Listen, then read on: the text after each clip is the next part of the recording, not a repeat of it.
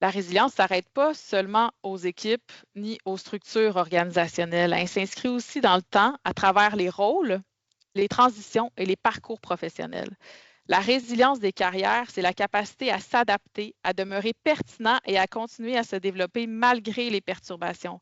Puis, en abordant ce prochain pilier-là, on va voir comment la résilience façonne les carrières et comment, en retour, les parcours professionnels renforcent la résilience des équipes et des organisations. Le Continuity and Resilience Report 2025 de BCI met en évidence une évolution claire du rôle des professionnels de la continuité des activités.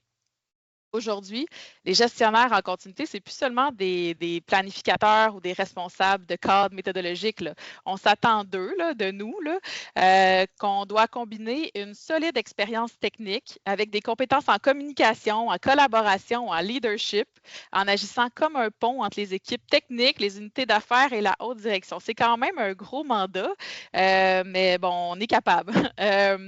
À l'avenir, évidemment, cet ensemble-là de compétences va juste continuer à s'élargir. Le leadership stratégique, la gestion de risques, la résilience de la chaîne d'approvisionnement deviennent essentielles, tout comme la communication de crise, la cybersécurité, la prise de décision basée sur les données. Le message est très simple. La résilience des carrières dans ce domaine repose sur l'apprentissage continu, sur la capacité à travailler de manière transversale au-delà des frontières traditionnelles de la continuité des activités. Quand on parle de résilience des carrières, la première chose qu'on a à comprendre, selon nous, c'est qu'elle ne se construit pas par hasard. Elle se développe de manière intentionnelle dans le temps à travers des choix et des comportements cohérents. Un des fondements fondamentaux de la résilience de carrière, c'est l'état d'esprit d'apprentissage continu. Dans un domaine comme la continuité d'activité, où il n'y a pas nécessairement d'études universitaires, dans notre domaine, on apprend un peu sur le tas, puis en plus, on est dans un domaine où les risques évoluent, les technologies changent, les attentes se transforment. Rester immobile n'est pas une option. Là. Les professionnels résilients cherchent activement à élargir leurs connaissances, à faire évaluer leurs compétences au rythme de leur environnement. Puis étroitement lié à ça, on retrouve l'importance du réseautage au sein de la communauté de la continuité de la résilience. On retrouve au Québec, on est vraiment chanceux parce qu'on a notamment Réco Québec qui permet aux professionnels de se réunir plusieurs fois par année, parler des sujets d'actualité, pouvoir offrir des conférences, participer à des conférences, des tables rondes, des grandes discussions. Donc, on est vraiment chanceux. On pense aussi, on a le colloque des sécurités civiles du gouvernement du Québec où des fois, il y a certains sujets liés à la continuité puis à la résilience. Puis en plus, on a d'autres conférences américaines comme le Disaster Recovery Journal qui s'en vient dans 2 semaines ou le Continuity Insight aux États-Unis. Puis on a même l'opportunité de pouvoir aller à Londres à la conférence du Business Continuity Institute World. Là. Donc, on est quand même chanceux parce qu'on a plusieurs opportunités de justement de développer notre réseau puis de participer à une communauté qui est apprenante. Parce que la résilience des carrières aussi se renforce par les liens. L'échange avec les pairs, les experts, les experts, ça permet d'apprendre à partir d'expériences concrètes, de partager des perspectives, d'éviter de repartir tout à zéro, de recommencer puis de refaire la roue, là, comme on dit. Ces réseaux deviennent souvent des sources clés de repères, de soutien dans les périodes de perturbation, puis même aussi également dans les périodes de transition professionnelle. Un autre élément clé, c'est le maintien des compétences actuelles et pertinentes. C'est super important, ça. C'est important de se tenir au fait des pratiques émergentes, des normes, des attentes, mais aussi de comprendre où ces différentes compétences-là créent le plus de valeur. Les professionnels résilients évaluent régulièrement ce qu'ils maîtrisent, ce qu'ils doivent apprendre ensuite et comment leurs capacités s'alignent avec les besoins de leur organisation présente et celle future aussi. Donc, la technologie joue également un rôle de plus en plus important. Aujourd'hui, la résilience professionnelle inclut la capacité à tirer parti des technologies de façon pertinente. On parle notamment d'intelligence artificielle, puis c'est pas nécessairement juste pour, c'est pas pour suivre les tendances, mais c'est pour accroître l'efficacité. Fait que là, on a parlé d'intelligence artificielle, mais il y a aussi la compréhension d'autres outils numériques, analytiques, de différentes solutions. Puis ça permet de revoir les programmes de résilience, d'améliorer la prise de décision. Rester connecté au domaine est tout aussi essentiel. Bon, les webinaires, les conférences, les recherches, les publications professionnelles, j'en ai montré quelques-unes. BCI en offre beaucoup. Il y a d'autres organismes aussi qui sortent des rapports super pertinents. C'est vraiment des leviers pour demeurer pertinent, informé, prêt pour l'avenir. Permettre d'anticiper les changements plutôt que d'y réagir.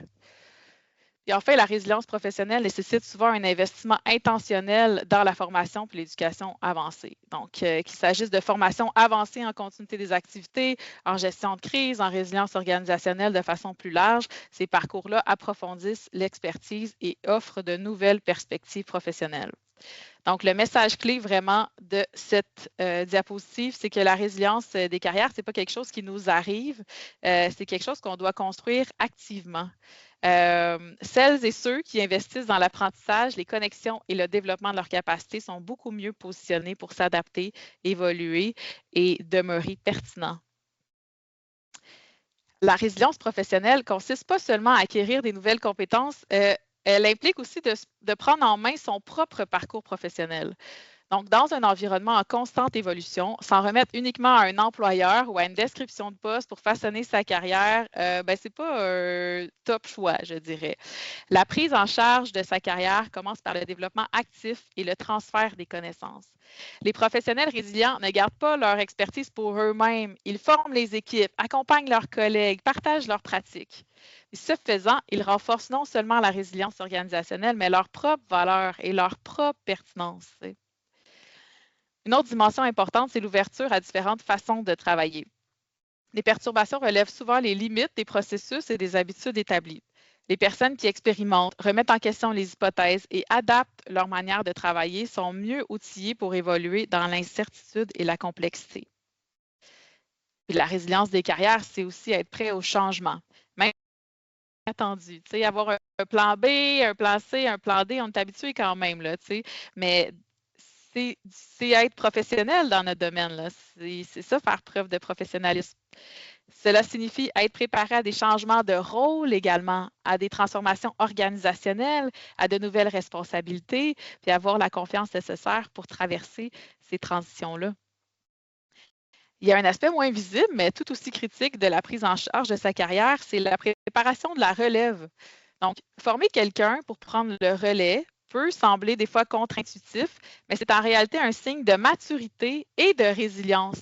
Ça réduit les points de défaillance uniques, ça assure la continuité, puis ça vous positionne pour évoluer plutôt que de stagner.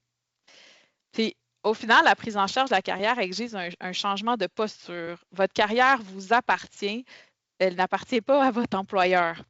Cela implique de façonner activement votre identité professionnelle, de développer votre marque personnelle et d'assumer pleinement la valeur que vous apportez à une organisation. Lorsque les professionnels prennent en main leur parcours, le développement des capacités devient un processus partagé. La croissance individuelle renforce les équipes renforcent les organisations, la résilience devient plus durable plutôt que dépendante de quelques personnes clés. Fait que vous voyez, là, comme tout s'imbrique dans tout, puis ça fait du sens. Puis c'est ainsi que la résilience des carrières passe de l'intention à une capacité durable à long terme. Quand on a pensé cet élément-là, pour moi, c'était comme je ne l'avais jamais pensé. Pourtant, à travers ma carrière, je l'ai fait ça, mais sans réfléchir que, OK, je suis en train de bâtir quelque chose qui fait comme du sens pour moi, puis qui à travers les expériences, à travers les études, à travers tout ça, fait comme oh ouais, OK, je me sens comme en confiance dans le rôle que j'ai présentement, puis je me sais un peu où est-ce que je veux m'enligner. Fait que je trouve que c'est souvent un élément qu'on a moins, en fait, parce qu'on est focus dans notre travail, on veut performer, tout ça, mais se réfléchir sur nous, la résilience de notre propre carrière, comment, comme on l'a dit tantôt, développer notre marque personnelle, assumer pleinement la valeur qu'on apporte à l'organisation. Bien, je pense que c'est vraiment intéressant de se poser et de réfléchir à ça. Puis ça, c'est intéressant aussi parce que quand on parle de prise en charge de la carrière, de développement des capacités, bien, il y a vraiment une question qui revient souvent, mais comment cet effort-là est-il reconnu, puis comment il se traduit en valeur à long terme? Puis quand on parle de reconnaissance, on peut parler évidemment de rémunération. C'est ici, en fait, qu'on trouve que la certification joue un rôle clé dans la résilience professionnelle. La certification ne consiste pas seulement à ajouter des lettres après son nom, hein. Moi, j'en ai quand même beaucoup, en plus d'avoir un nom très long. Mais j'ai eu un professeur à l'université, Michel Sédoré, là, pour ceux qui le connaissent, qui nous avait dit d'aller chercher toutes les certifications qu'on pouvait. Lui, il en avait, là, ça finissait pas, là, je pense qu'il y avait comme genre 3-4 lignes là, de lettres après son nom, tu sais, puis c'était très impressionnant. Certains n'aiment pas ça du tout, mais moi, j'ai trouvé ça super inspirant, puis j'étais comme, hey, tu sais, oui, allons chercher toutes les certifications qu'on peut, puis écrivons-les, tu sais, parce que ces lettres après ces noms-là, là, ben, elles offrent une reconnaissance externe de l'expertise, alignée sur les bonnes pratiques reconnues, puis sur les normes. Tu sais. Dans un domaine aussi complexe et évolutif que la continuité et la résilience, elle envoie un signal clair de crédibilité, de cohérence et de maturité professionnelle. Fait que voilà mon point de vue sur les lettres après les noms. Ensuite, on voit que dans le rapport du Continuity and Resilience Report, qu'il y a des données qui montrent clairement, en fait, cet impact-là. Les professionnels certifiés bénéficient généralement d'une rémunération plus élevée. Et cette valeur augmente avec le nombre de certifications détenues. Oh, c'est cool ça! Fait que Marie-Hélène, t'es là, je pense, ma boss? Cela reflète non seulement des compétences techniques, mais aussi un engagement envers le développement continu, comme on a parlé tantôt. On observe également que certaines certifications sont systématiquement associées à une valeur accrue sur le marché. Fait qu'il y en a qui sont plus payantes que d'autres. Fait que regardons ça. Hein, c'est un rapport qui est disponible à tous, surtout si vous êtes membre du Business Continuity Institute. Donc, cela renforce en fait un point essentiel. La résilience de carrière se construit lorsque les compétences sont à la fois pertinentes et reconnues par l'écosystème professionnel. Et au-delà de la rémunération, la certification favorise la mobilité et la durabilité des carrières. Elle rend l'expertise transférable entre les organisations, entre les secteurs, entre les différentes régions. Puis en période de perturbation, de réorganisation ou de transition, cette portabilité-là devient un facteur de résilience majeur.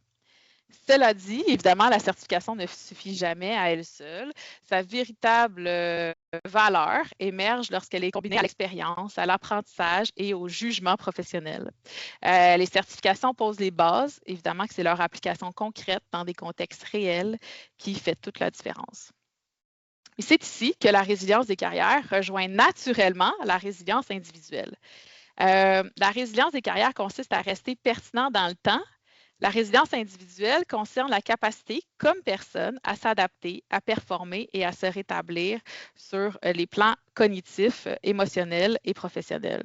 Donc, lorsque les individus investissent dans leur développement, font reconnaître leurs compétences et comprennent leurs valeurs sur le marché, ils développent en fait confiance et autonomie.